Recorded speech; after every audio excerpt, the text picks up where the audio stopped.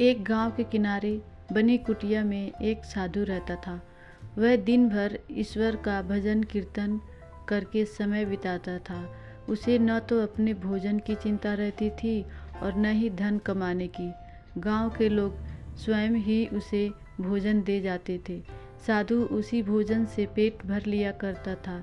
उसे न तो किसी चीज़ की ख्वाहिश थी और न ही लालच। वह बहुत उदार और कोमल हृदय व्यक्ति था। यदि कोई दुष्ट व्यक्ति उसे कभी कटु शब्द भी बोल देता तो साधु उसका बुरा नहीं मानता था। सभी लोग साधु के व्यवहार की प्रशंसा किया करते थे। इसी कारण वे उसकी हर प्रकार से सहायता किया करते थे। एक बार कड़ाके की सर्दियों के दिन थे। साधु अपनी कुटिया में आग जलाकर गर्मी पाने का प्रयास कर रहा था। तभी उसे अपने दरवाजे पर दस्तक सुनाई दी। साधु सोचने लगा कि सर्दी की रात में इस वक्त कौन आ सकता है।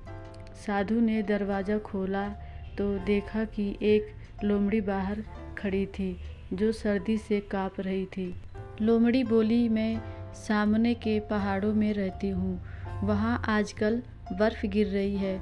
इस कारण मेरा जीना मुश्किल हो गया है। आप कृपा करके मुझे रात्रि में थोड़ी सी जगह दे दीजिए। मैं सुबह होते ही चली जाऊंगी।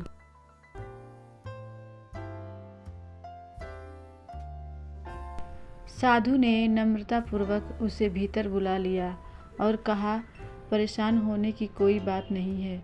तुम जब तक चाहो यहाँ रह सकती हो। कुटिया में जली आग के कारण लोमड़ी को राहत महसूस होने लगी। तब साधु ने लोमड़ी को दूध और रोटी खाने को दी। लोमड़ी ने पेट भरकर भोजन किया और एक कोने में सो गई। सुबह होते ही लोमड़ी ने साधु से बाहर जाने की आज्ञा मांगी। साधु ने उससे कहा कि वह इसे अपना ही घर समझकर जब चाहे आ सकती है। रात्रि होने पर लोमड़ी फिर आ गई। साधु ने उसे दिन भर की बातें की, थोड़ा भोजन दिया, फिर लोमड़ी एक कोने में सो गई। इसी तरह दिन बीतने लगे। लोमड़ी प्रतिदिन रात्रि होने पर आ जाती और सुबह होते ही जंगल की ओर चली जाती। साधु को लोमड़ी से एक बालक के समान प्यार हो गया।